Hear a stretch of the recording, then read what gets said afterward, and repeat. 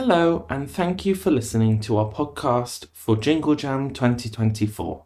Before we begin the episode, I'm just here to give you a quick content warning.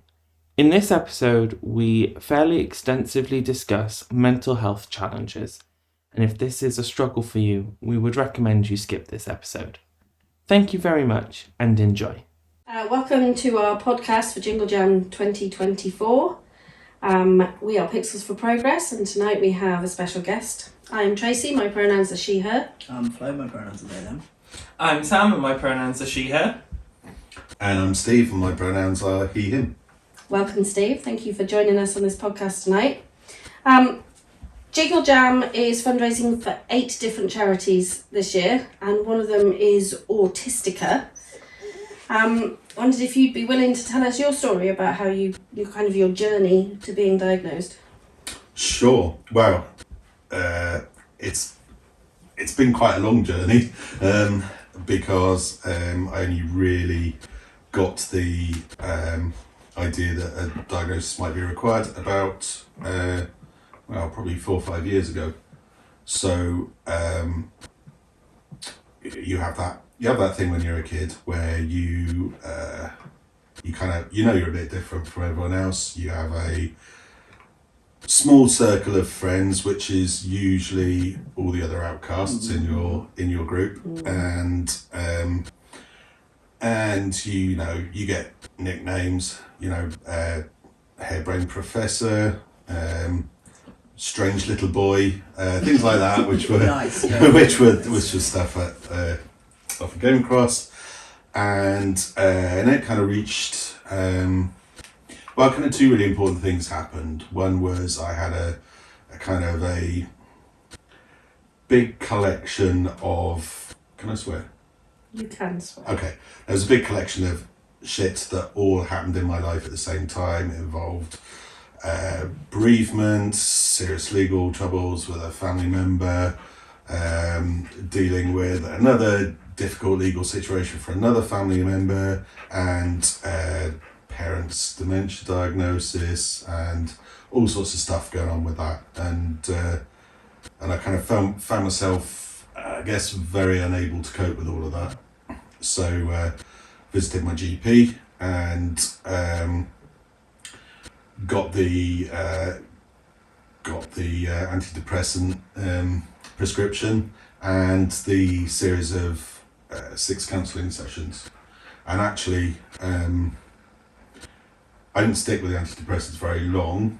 In the end, and maybe we could have played with dose or whatever, or type, but in the end I found that rather than it did get rid of the really low points, but it also got rid of the high points, and I just kind of seemed to be on this kind of level of kind of nothingness, really. So I quit that, but the counselling sessions were fantastic, and it's it's kind of a listening thing, so you're encouraged to talk about yourself, and which I don't necessarily like doing all that much unless I've had a few drinks, but it wasn't appropriate. Whereas an hour's drive for the counselling session, so Not so much.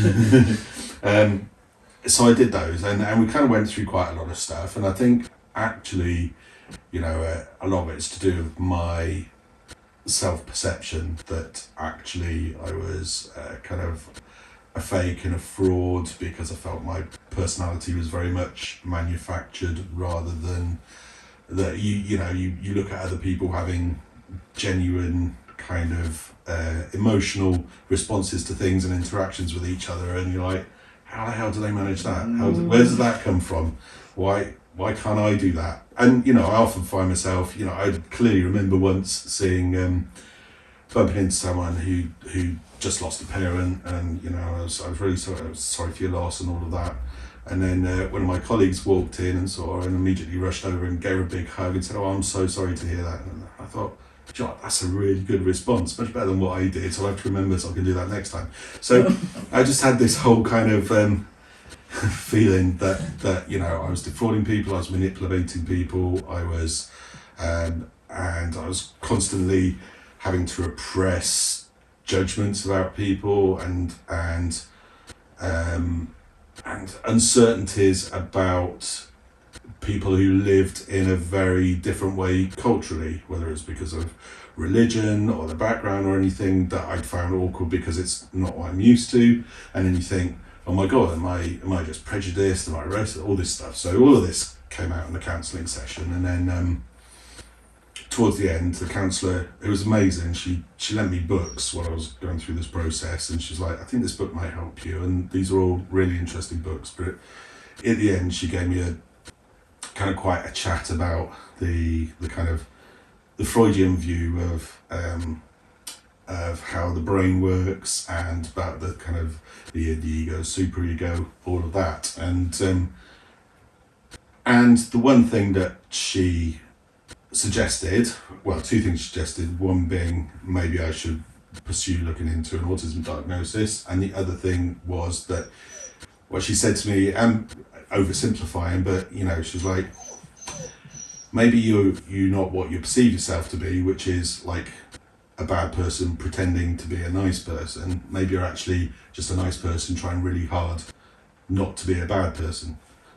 And that was it, because I had never ever thought about twisting the perception like that ever, and that made a huge difference to me, my mental health, just that kind of one phrase. I know it's a bit more than one phrase at the time, but you know, we haven't got that long.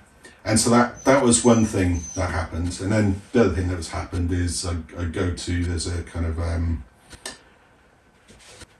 I tech support and filming at a local kind of festival of talking and stuff, like a sort of a small TED lectures that happens locally. It's called the Do Lectures. It happens in a cow shed in a farm, and it's brilliant. Really glamorous, right? yeah, proper West Wales. And while I was doing this, there was you know, we, even as crew, we got a chance to have a go at certain of the workshops that was happening. There was this one workshop there that was called Face Your Fears, and I went on this, thought I can probably get away with this. I'll just be quiet, stay at the back, and you know, not get too involved. And then the first thing the guy said was, right, I want everyone to go into pairs with someone you've never met before. And I was like, great. So what happened is people will enthusiastically go off in pairs, and then there was me and the other probably most awkward guy looking there, the awkward looking guy there, yeah. And I'd say I'm possibly romanticising this, but you know, we got talking, and actually, as I recall, we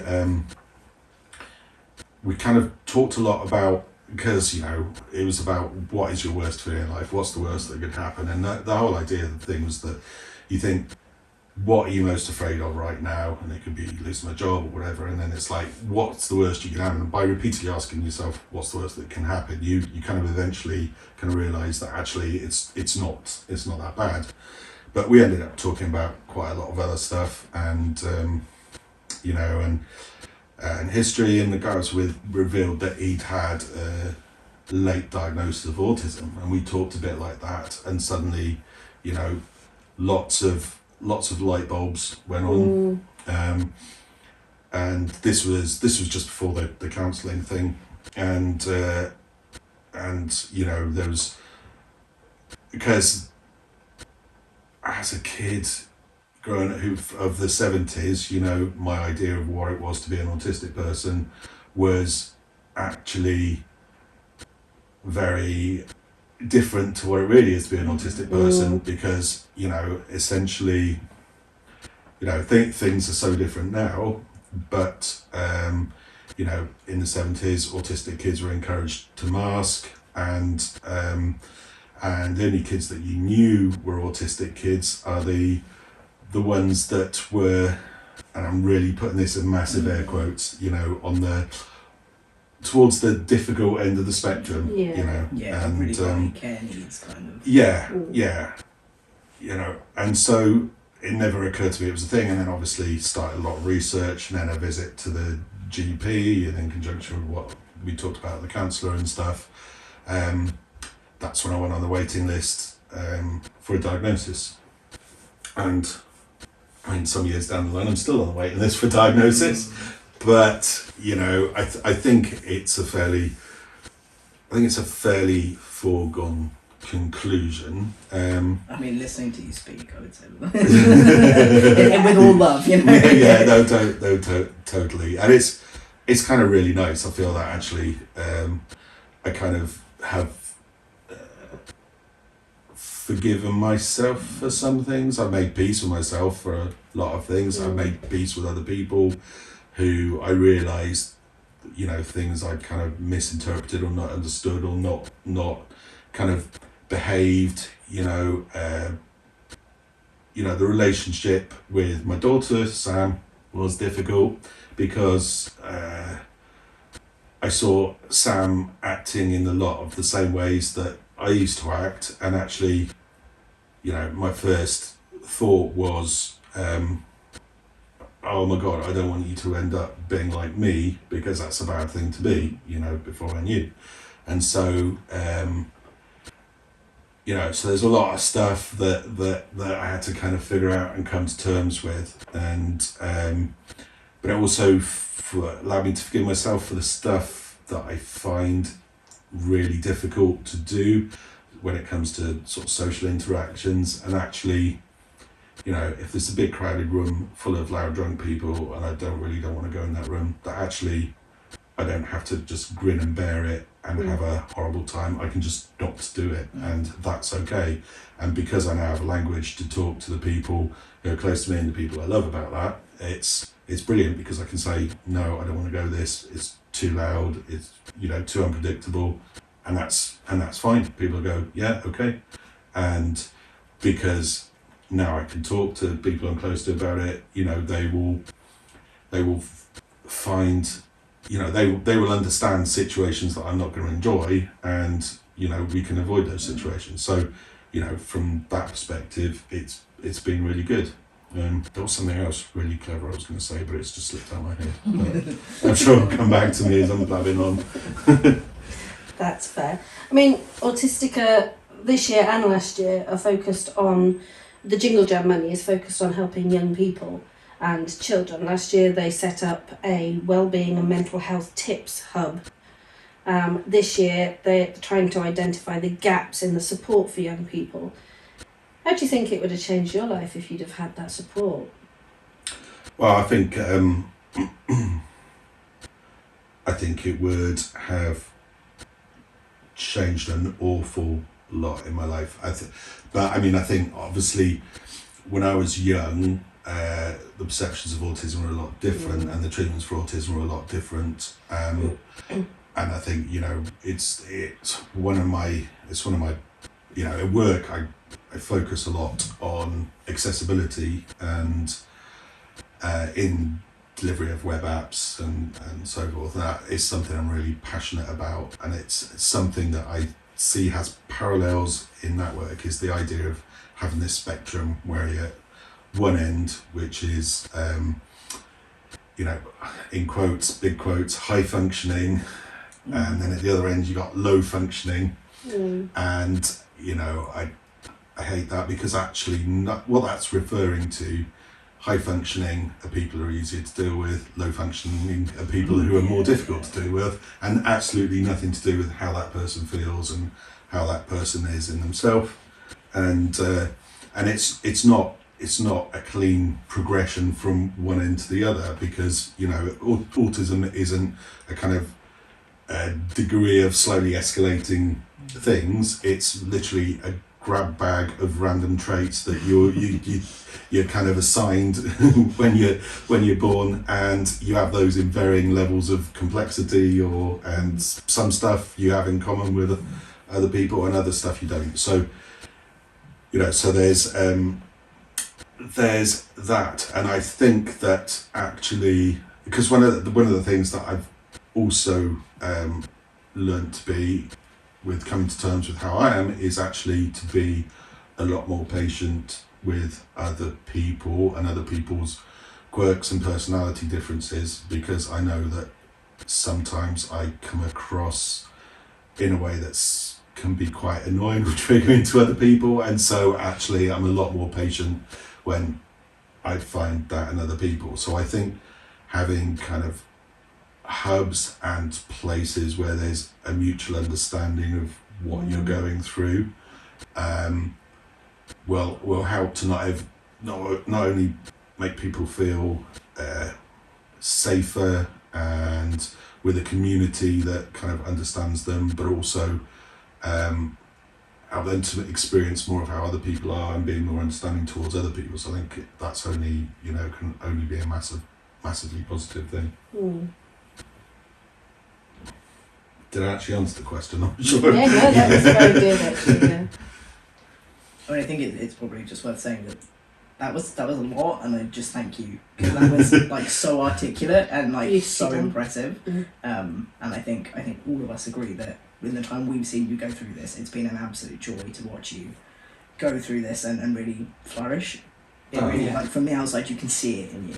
Thank you. Absolutely, Yeah. and I'm privileged also to see your relationship with Sam blossom. I mean, and with Sam going through diagnosis at the same sort of time, the two of you have really gelled, and the understanding between you both has been massive. And I think it's so good because I can see a difference in Sam and yourself and the way that you interact together. And I think it's wonderful that you both kind of embrace that and are there for each other and supportive, because it's difficult times.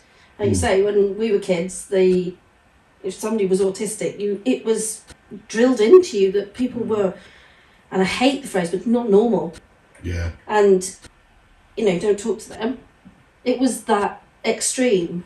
So going through kind of discovering yourself, really, there's ways to do it, isn't it? And then it's lovely to watch the two of you kind of blossom together.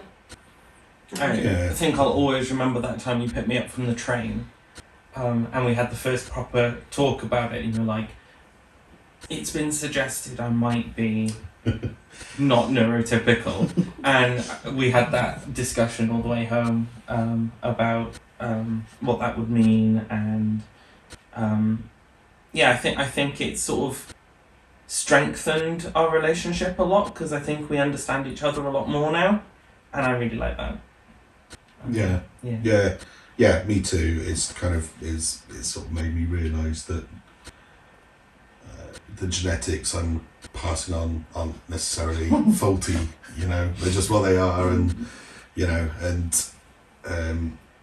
and actually you can't make anyone be different, but you can make people or make what's around people different and make them more accepted and stuff. So it's been an important thing.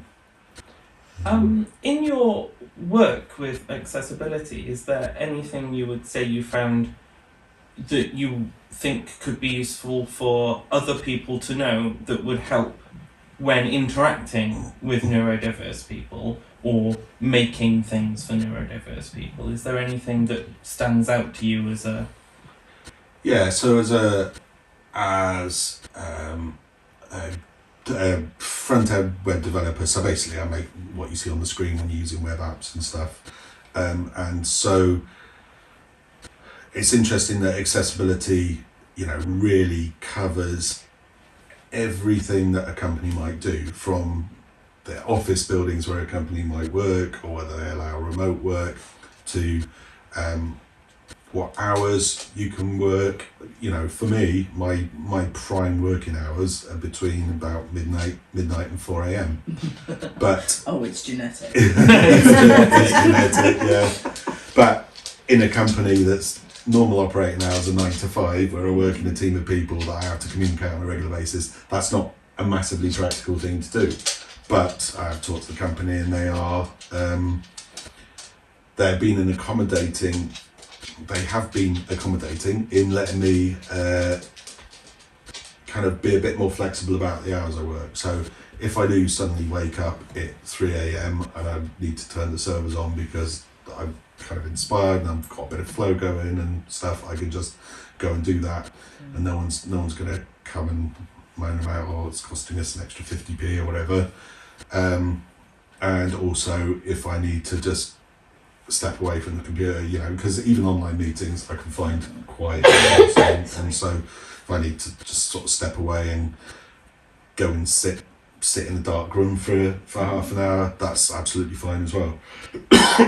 Excuse me. And so there is that about work. And actually, interestingly, I asked for accommodations and they say, sure, can you just give us a little paragraph about why you think those accommodations would be helpful and how they might help you, and I did that, and then they follow up and they say, and they check every time I talk to my sort of team lead, he's checks how it's going and have I had to use the stuff that much, because they're keen and they want to be helpful to as many people as possible. So that's really good. So you've got that kind of aspect about it, which is the accessibility, which is the practical, physical day-to-day stuff.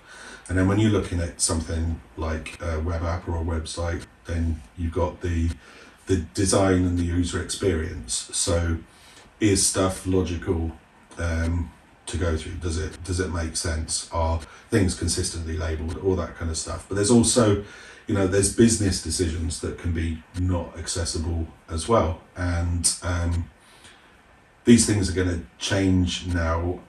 I think we're adopting particularly European laws about right to cancel. But for example, I used to have a subscription to a company that would send you beers on a monthly basis, and you spend so much money, send you different beers, a little book about it and stuff. And then once I decided that it probably resulted in too much day drinking and maybe I should spend my money and stuff was more interesting, so I went to cancel it. And actually what you get when you hit the cancel button is a box that comes up and that says, if you want to cancel this, please call this number. Ooh. So that's bad accessibility. If you're deaf or have a hearing impairment, then making a phone call is difficult. If you have a speech impairment, then making a phone call is difficult.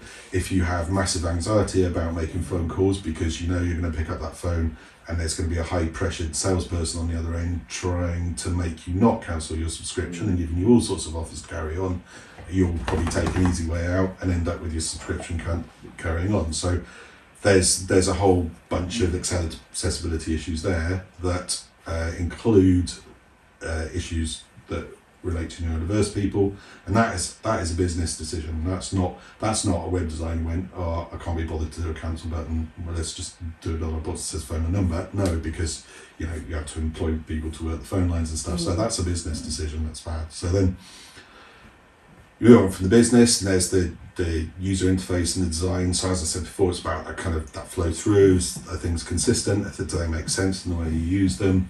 And then there's, then it comes down to the practical coding of stuff. So,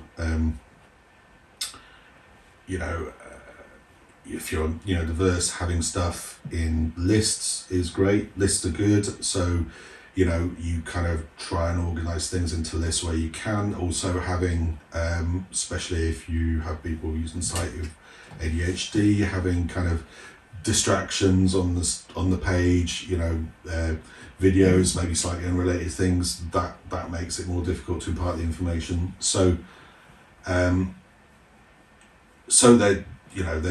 there's a lot going on there. But I think in terms of the practicalities of working somewhere, what I've learned is actually, if there's something you need change, then ask. And I have terrible anxiety about asking for stuff, and I will build it up and it'll become this massive hill I have to climb, even if it's just something as simple. And you imagine that you're doing that thing and it's going to be the worst confrontation you've ever had and people are going to think you're stupid. And then you ask and you go, oh yeah, fine, no problem. And then, I think sometimes, I think it's fair to say that my particular flavour in university involves kind of difficulty sometimes in getting things started. And again, you kind of build up this big hill you've got to climb because it's going to be really difficult. You're not going to get it perfect because I have to get everything perfect, otherwise what's the point, and all that sort of stuff. And then you actually, I find breaking it down into a list of small things, starting with the first small thing, and then actually realising as you go through the rest of the small things, actually it was a couple of steps, it wasn't a massive mountain, and actually it's not the problem you thought it was going to be, but now I've just wasted a day worrying about it when when I didn't need to. Yeah, Yeah, I think we can all relate to that one. Don't know what you mean. No, never procrastinated some tiny little job in my life. Isn't it one of the fundamental things of pixels? Though? Yeah. At time of filming, how long have I got left to do the drawing for the merge? If you put it in hours, plenty of time. Yeah, pro tips, yeah. Does anybody have any other questions? Possibly later. Very briefly, mostly out of curiosity, what are you were talking about like right to cancel and getting people to phone numbers. What are your thoughts on the current discussions following that Disney lawsuit about making terms of service and codes of conduct and terms and conditions is the one I was thinking of for subscriptions and all that more readable and less full of jargon? Yeah, I mean, I think I think me and probably 99.9% of everyone else in the world never reads the full terms and conditions and license agreement before they install a piece of software, and so at that point you think it's kind of pointless having those shown at that point because no one is going to read them. I've installed Mac OS on loads of machines and I've never read the full terms and conditions that I agree to for myself and on behalf of other people, numerous times. And I think, they're necessary from a legal standpoint, but, a few bullet points would equally serve for, your casual user, which I think is,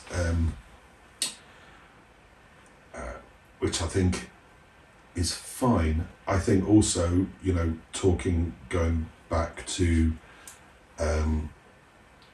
what I was talking to with the beer subscription, and this kind of goes to the Disney thing a bit as well. I think there should be a kind of like a symmetry in stuff. So if you can sign up really easily for an account, you should be able to cancel that equally as simply. And I think having a Disney Plus subscription was totally unrelated to anything else, and I think that lawsuit was frivolous, a waste of time and a waste of money, and frankly annoying. No, I think that's fair. Yeah, I don't know why they don't just bullet point it and then say full terms and conditions available here. Yeah. Because like you say, we've probably all sold our soul literally to some shadow company out there. Yeah. By just getting accepted terms and conditions. Yeah, and I think we're getting a lot more aware about how, particularly with free stuff, the saying that if you're not paying for the product, then you are the product, because essentially Gmail is a great service, and it costs nothing for most people, but Google can't provide that service to billions of people without there being some kind of profit motive, because they're not a charity, and that profit motive is knowing all the stuff about you. And it's a bit like don't sue us, Google. This isn't slander. Yeah. It's the acceptance that you have to make money, and I did say Gmail was good, and it is good. But it's a bit like, there have been several incidences with, like Tesco Club Card. I mean, Tesco Club Card is one of the biggest repositories of information about people and their shopping habits in the country. And, there have been numerous examples of Tesco Club Cards sending vouchers out for baby stuff for people who are pregnant before the people even realised they were pregnant, or before they told their partner they were pregnant. And that's because, the algorithms were able to detect the subtle shifts in shopping habits that take place, in the early days of pregnancy. And that, I think I think basically we're all screwed. That's it, really. The machines are going to rise up. So I'm always, when I talk to our Alexa or hey Google or whatever, I'm always really polite. I say please and thank you, because I'm hoping that they remember that when they rise up. Yeah. I find it really interesting as well with places like Tesco in particular. They're becoming a lot less subtle about it. Now you walk into Tesco and it's like, this would cost you £5, but your information is so important to us that if you join Club Card, we'll give it to you for £2.50 for no apparent reason. Yeah. To balance that out, I have heard Tesco are really great employers if you're neurodiverse. So don't sue us, Tesco. This is just a please don't sue us. Yeah. Big company. Also, Pepsi, please sponsor us. Yeah. Yes, that's I think in this group is like the autistic fix, isn't it? It's the Pepsi Max. Pepsi Max, yeah. Pepsi Max, And not ice cold Pepsi Max. Yeah, Dr. Pepper Zero. Oh, okay, valid. No, fair. That's harder to find. It is. It's It's niche. quite hard to find. Yeah. It's the hipster of Pepsi Max. Yeah. Well, my boss would be pleased with me. You can get it in the local shop. Oh, you've earned your Christmas bonus. One person who won't sue us. Yay! Oh, yeah. Well, thank you very much, Steve, for coming today and sharing your story and talking to us about it. That's amazing. Also, it's really nice to have you be a part of something, because a lot Visually. of people who've been following this may not know that, like, behind the scenes, you've been literally... I don't think Pixels would exist if you hadn't saved our lives on the first Pixels would fundraiser. not exist had you not saved We that first fundraiser. Contacted like official customer support teams who couldn't fix the problem that you fixed by going, oh, I found this one setting on the PlayStation. And like all the way through, absolute been a bastion of like support, and whether that is like emotional or technical, and we literally wouldn't be here without you. So thank you for Thank you. being a forward-facing part of it too. Oh, Yeah. well, Yeah, this has been really special. Yeah, Yeah. no, Well, really, really thank appreciate you. it. I mean, I'm very much a backstage person. I hate being in the limelight or the centre of attention, so I will always be behind the scenes or behind the camera or behind the chair, whatever. I'll be, thank you for asking me, and I think obviously what you're doing is amazing.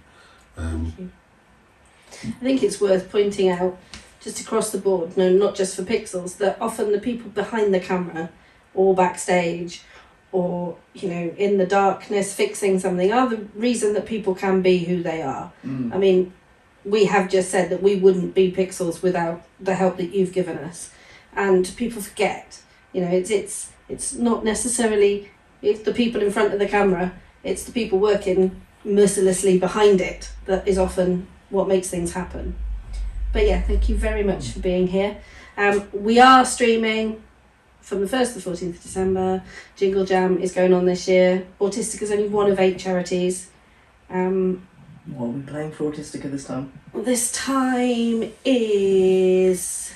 Our official Autistica stream will be Pokemon. Yeah, that's... But we have also added Beat Saber to the fortnight because it's a special interest of most of us.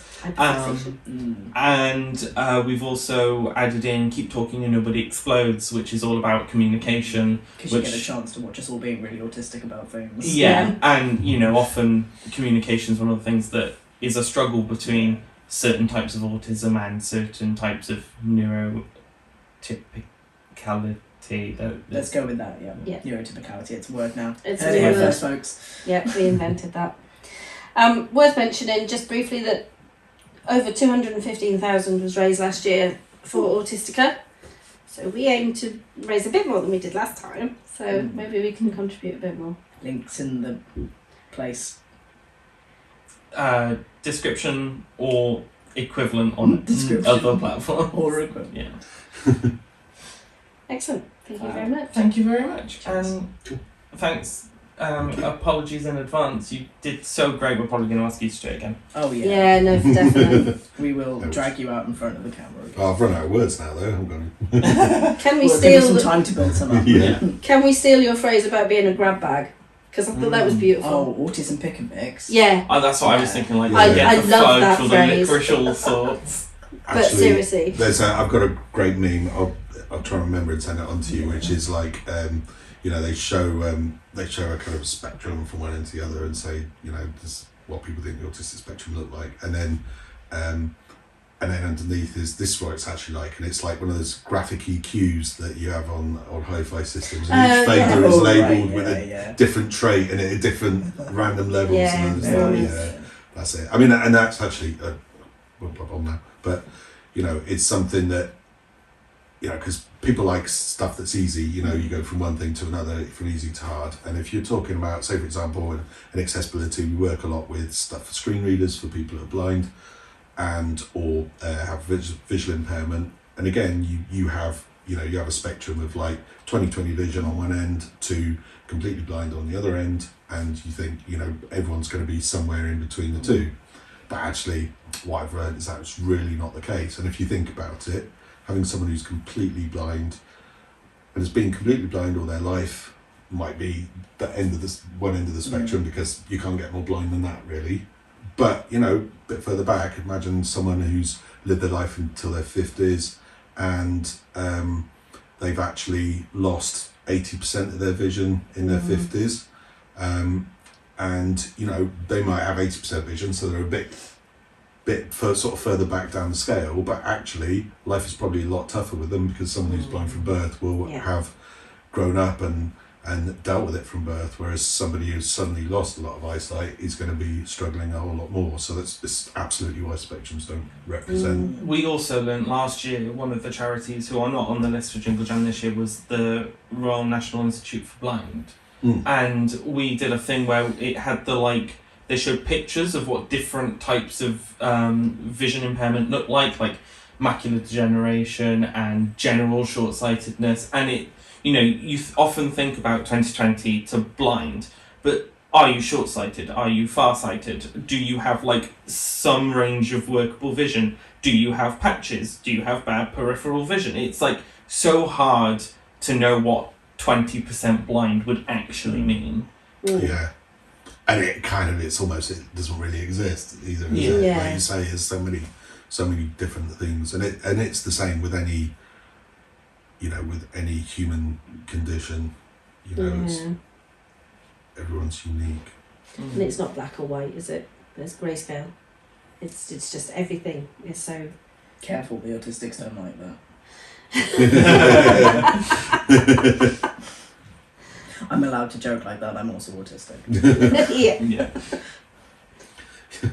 I'm being mean to myself. I think it's fair to say you're in good company. I do feel slightly called out by how you were describing stuff. It's like, maybe. Yeah, I mean, actually, one thing that's, I probably should have said this earlier when we were actually talking and it was relevant, but one thing that I distinctly remember as a kid was, I do remember literally being in my room and punching the wall and just saying to myself, I wish there was a word that described what's wrong with me, and actually, guess what? There is, and it's not wrong with me. It's me. But I didn't realise that then. And actually, the one thing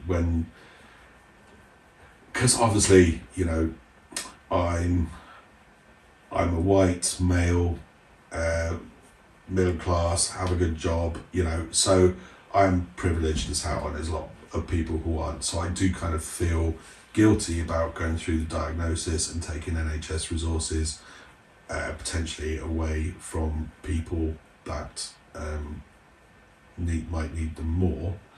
But I think I can justify that to myself, that demographically where we live we're quite privileged anyway, and the NHS is less pressured than in other places. And also the doctor did say to me when he put in the referral, he said, why is it that you want to do this? Because he says, you know what you know, you've done all the research, you're not stupid, you understand that, you can access resources and stuff. Why do you want the diagnosis? And I kind of actually realised that I owe it to me as a kid, who was the kid punching the wall saying, why isn't there a word that describes how I am, and kind of I quite like to just formally have that, which you know.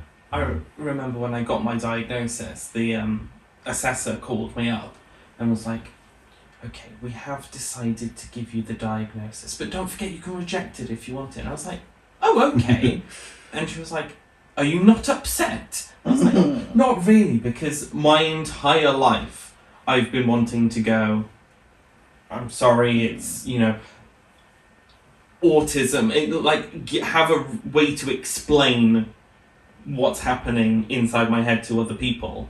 And then even when there was a few years before my diagnosis where I was like, I know I'm autistic, I've done the research, I know now, but there's still there's such a sort of taboo in general around using a diagnosis when you're undiagnosed as well, that it carries almost less weight than not having it at all in certain situations. But yeah, I still sometimes, I think for me, I sometimes get imposter syndrome. Like I don't deserve the diagnosis or the workshops that I've been able to go on as a part of it, or that sort of, I guess, excuse. So I can understand that. Yeah, I think I'm really glad for you and your brother as well.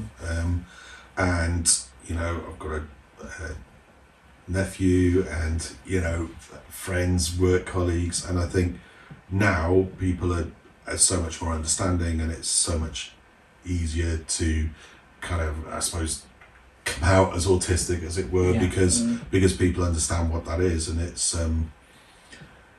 and you can go and you can ask for a diagnosis and you can ask for support and you'll get it. And I think I'm so took me 50 years to figure out that I need diagnosis, and I kind of I wish that I'd had available then what you guys have available to you now, because I think that's I'm sorry for calling you guys, but you people.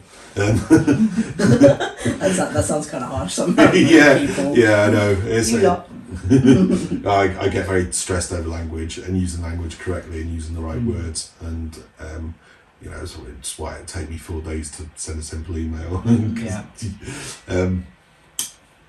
So I'm so happy now that there's a kind of broader recognition and much better support and treatment, and it's fantastic.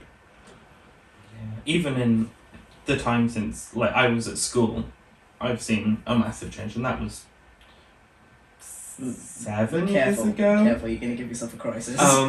But I'll be talking to friends who are just 2 or 3 years younger than me, and yes, they also had the benefit of being diagnosed while they were at school, but the amount of times, and it's one of those things I really hate about myself, is that I will often feel really bitter. They'll just say something like, because I'm autistic, I had extra time in the exams, and it's like, you lucky sod.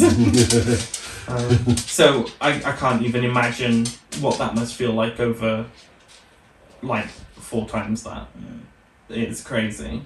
There was no such thing when we were at school, was there? No. What exams? Oh no, we had to sit those, but of an extra time. I mean, unfortunately, we were schooled in the time where you had remedial classes for people who couldn't cope. I had extra time, but it was because of dyslexia. Just not that it's particularly relevant. You lucky sod. I never liked having it though.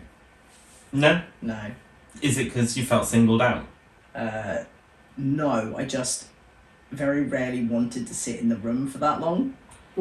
So I pretty much always finish when I was going to anyway, and that was almost always in the right time, because I'm terrible at proofreading my own work. Oh, I'm very guilty of being one of those people who would rush through an exam. In internal exams so I could read, or in external exams so that I just didn't have to think about it anymore. It was done, and then I could just sit there and wait in silence while everyone else finished. Cool. Anybody else got anything for anybody else? A lot, but not a lot of it's relevant. Yeah, cool. Well, thanks for having me, and Thank keep you doing for what you're coming. doing. No, It's thanks for been hearing really me. Thank you. awesome. It has been amazing. We should do it again. Yeah. There'll be plenty of opportunity, Steve. Stay quiet.